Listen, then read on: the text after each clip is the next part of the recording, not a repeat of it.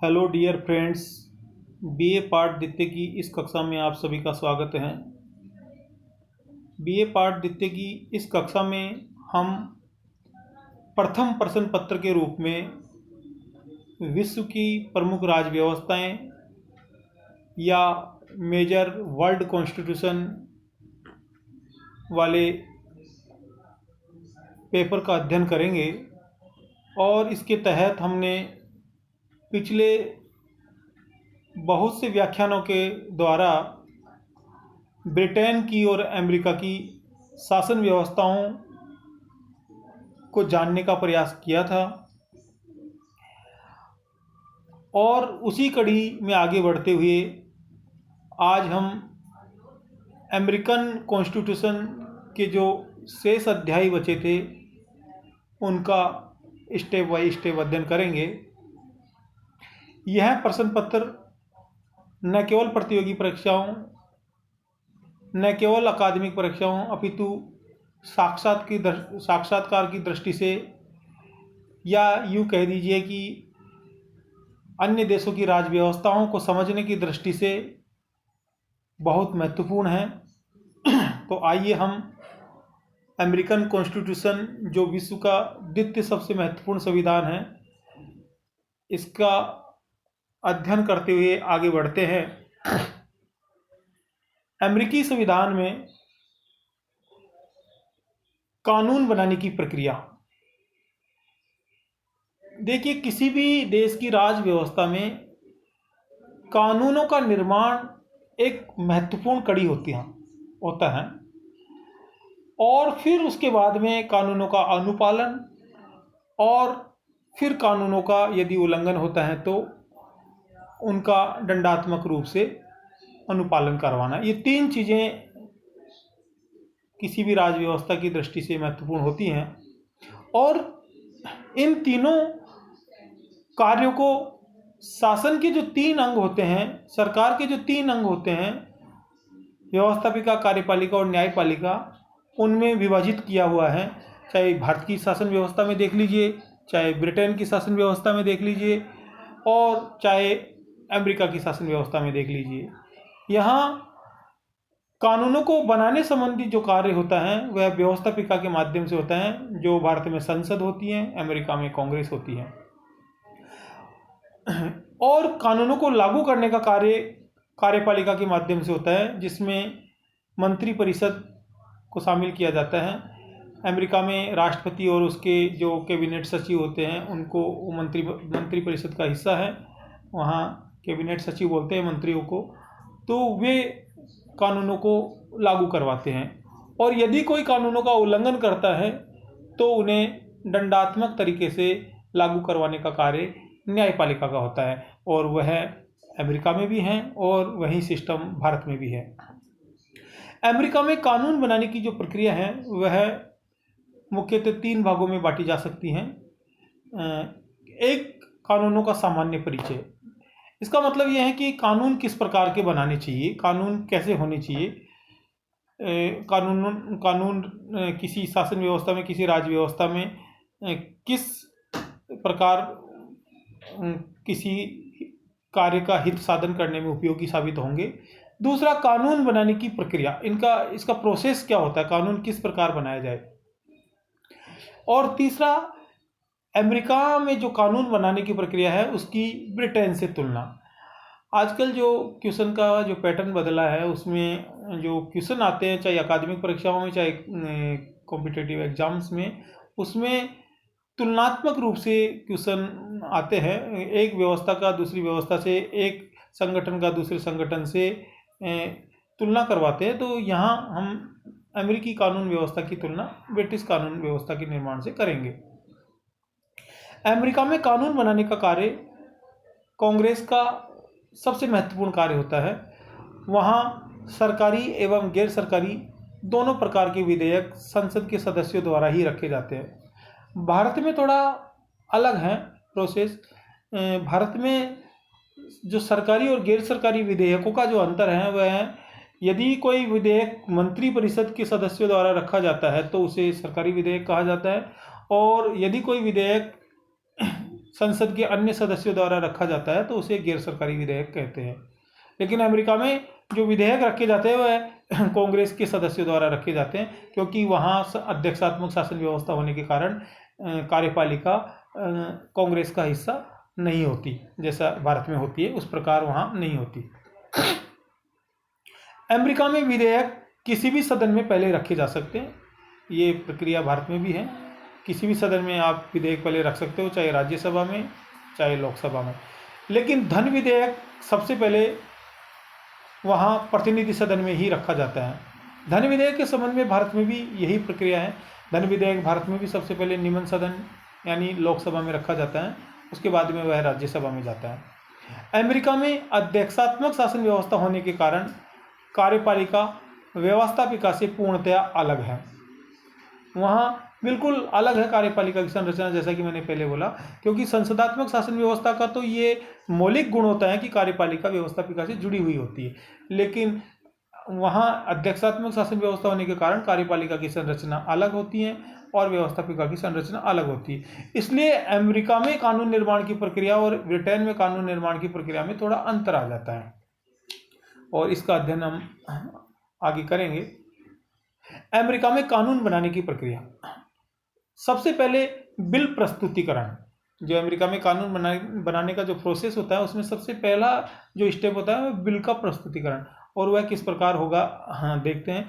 America में प्रतिनिधि सदन में कोई भी सदस्य अपने हस्ताक्षर से विधेयक की एक प्रति सदन के क्लर्क की डेस्क पर रख देता है, या सदन के क्लर्क की डेस्क पे जो संदूक रखा उसमें डाल देता है। सीनेट में किसी भी विधेयक को किसी भी सदस्य द्वारा अध्यक्ष की स्वीकृति से सेक्रेटरी की डेस्क पे रखे संदूक में डाल दिया जाता है। अच्छा, इस पर कार्यवाही तुरंत की जाती है। ये जो विधेयक जो संदूक में रखे जाते हैं इन पर तुरंत कार्यवाही करके इन पर उसी दिन नंबर अलॉट कर दिए जाते हैं, विधेयक का नंबर डाल दिया जाता है, क्रम डाल दिया जाता है, और इसे उसी दिन छपने के लिए सरकारी प्रेस में भेज दिया जाता है, ताकि दूसरे दिन जैसे ही सदन में सभी सदस्य उपस्थित होंगे तो उन्हें उस विधेयक की एक एक प्रति दी जा सके, ताकि वह उसके संबंध में अध्ययन कर सके और उसके संबंध में किसी प्रकार के कोई प्रश्न या कोई जिज्ञासा हो तो उसके बारे में जानकारी प्राप्त कर सके। और ये जो प्रक्रिया होती है सारी विधेयक को रखने की यानी बिल प्रस्तुतिकरण की, इसको अमेरिका में प्रथम वाचन की संज्ञा दी गई है।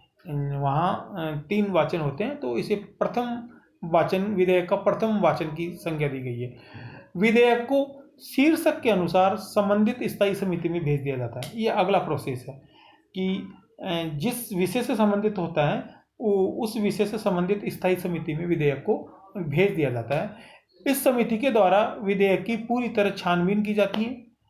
यदि यह समिति विधेयक को आवश्यक नहीं समझे तो उसकी फाइलिंग करके उसे पेंडिंग डाल सकती है। यानी एक तरह से पेंडिंग डालना एक तरह से उस विधेयक को समाप्त करने की एक प्रक्रिया मान लीजिए उसको, तो उसे पेंडिंग डाल दिया जाता है। अमेरिका में सामान्यतया विधेयक की व्याख्या करने के संबंध में समितियां ही सर्वेसर्वा होती है। अच्छा, अमेरिका में समितियों का बहुत महत्वपूर्ण रोल होता है विधेयक के संबंध में।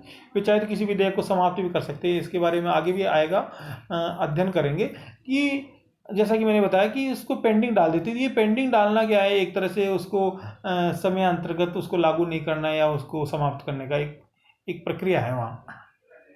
और ये इतनी पावरफुल है ये स्थायी समितियाँ इस संबंध में कि वहाँ लगभग 95% 90-95% विधेयक तो इसी कारण समाप्त हो जाते हैं।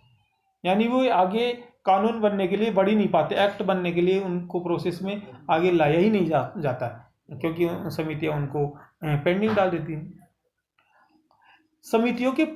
समितियों से पास होकर जो विधेयक आते हैं उन्हें सूचीबद्ध करके किसी निश्चित तारीख को उन पर विचार किया जाता है। उनको एक सूचीबद्ध कर दिया जाता है और उन पर तारीख डाल दिया जाता है कि इस विधेयक पर इस दिन विचार किया जाएगा, इस विधेयक पर इस दिन विचार किया जाएगा। अमेरिका में कई प्रकार की सूचियाँ होती है। अच्छा, इन सूचियों का संबंध वैसी सूचियों से नहीं है जैसे कि विषय आवंटन से संबंधित सूचियाँ होती है, जैसे भारत में होती है ना, संघ सूची, राज्य सूची और समवर्ती सूची।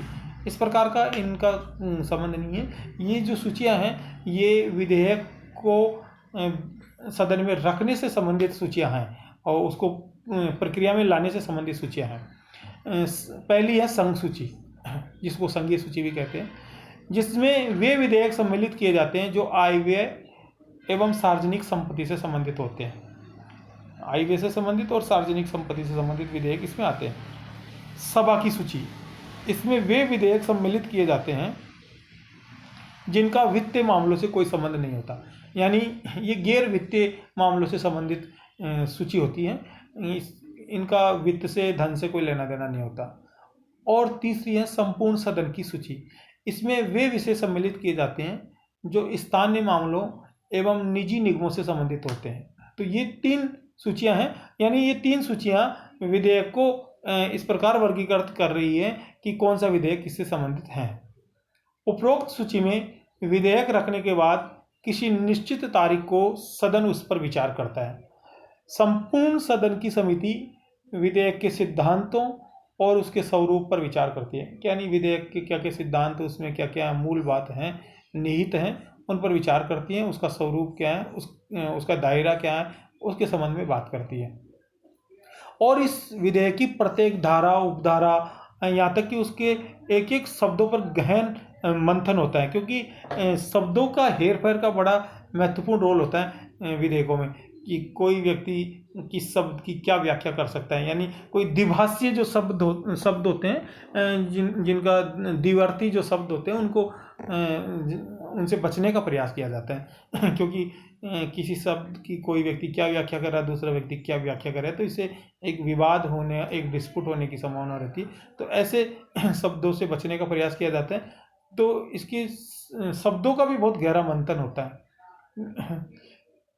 तृतीय वाचन में विधेयक पर सामान्य दृष्टि से ही विचार होता है और अंत में बहुमत से उस विधेयक को पास कर दिया जाता है।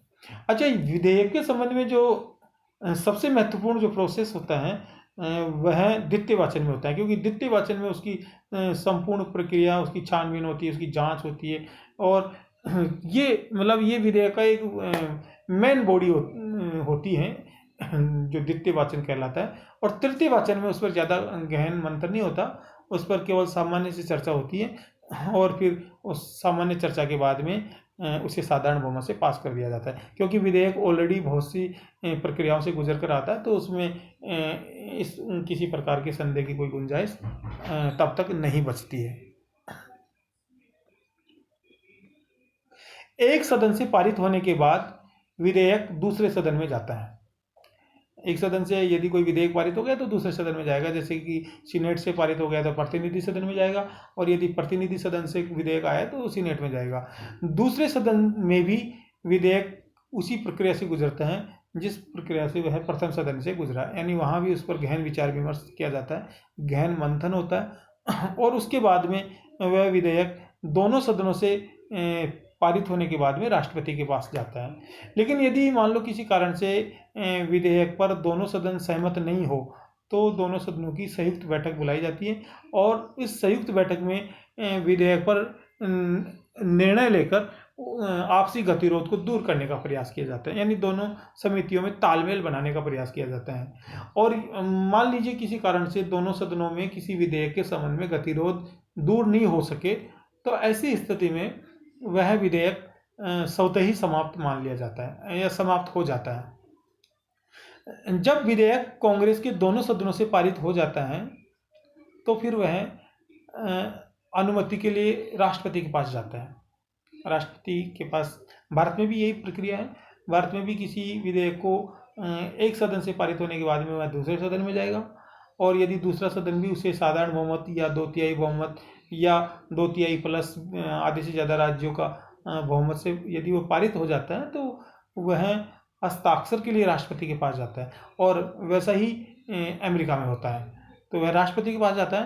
राष्ट्रपति सामान्यतया उस विधेयक को अपनी अनुमति, सहमति या उस पर अपना हस्ताक्षर कर देता है।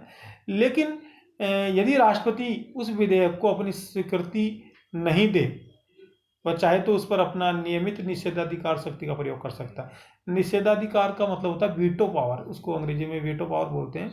वीटो पावर शक्ति का प्रयोग कर सकता है, या उसे कुछ कानूनी आपत्तियों के साथ कांग्रेस को भेज सकता है।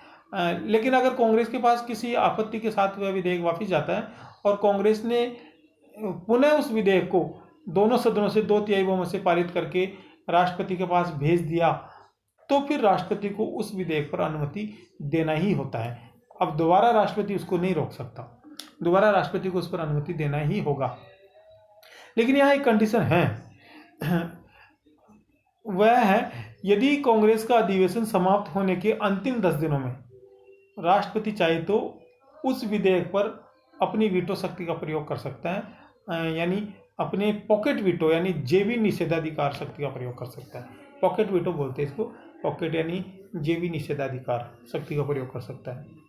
तो ये राष्ट्रपति की बहुत बड़ी शक्ति होती है किसी विधेयक को समाप्त करने के संबंध में, या यूँ कह दीजिए कि व्यवस्थापिका की शक्तियों पर नियंत्रण के संबंध में राष्ट्रपति की बहुत बड़ी शक्ति होती है ये। तो वहाँ जैसा कि मैंने आपको पहले के व्याख्यान में बताया कि वहाँ चेक एंड बैलेंस की स्थिति होती है, नियंत्रण और संतुलन की व्यवस्था होती है, जिसमें प्रत्येक सरकार का प्रत्येक अंग एक दूसरे पर नियंत्रण भी रखता है और उससे नियंत्रित भी होता है। लेकिन यदि किसी विधेयक पर राष्ट्रपति का हस्ताक्षर हो जाए या राष्ट्रपति उसको अपनी सहमति दे दे, तो ऐसी स्थिति में फिर वह विधेयक कानून बन जाता है, एक्ट बन जाता है। यहाँ आप लोगों को ये ध्यान रखना होगा, वह विधेयक एक्ट बन जाएगा। तो ये मैंने इस व्याख्यान में आपको समझाने का प्रयास किया कि किसी विधेयक को कानून बनाने का प्रोसेस अमेरिका में क्या होता है।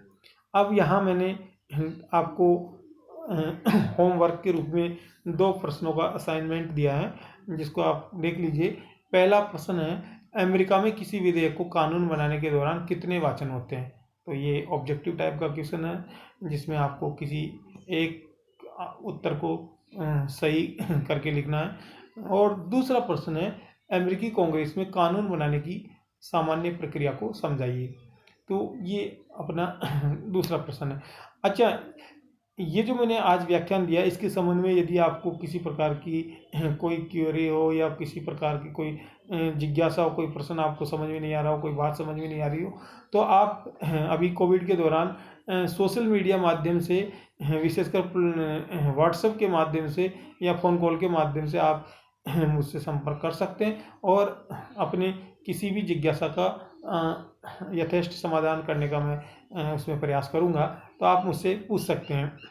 इससे आगे के व्याख्यान में हम बात करेंगे अमेरिकी कांग्रेस में समितियों की भूमिका, यानी अमेरिकी जो कांग्रेस हैं, जो अपने यहाँ संसद के समकक्ष हैं, तो उसमें समितियों की क्या भूमिका, उसके संबंध में बात करेंगे। और आज के इस व्याख्यान में आपने मेरी बात को ध्यान से सुना, इसके संबंध में आप सभी को बहुत धन्यवाद। Thank you.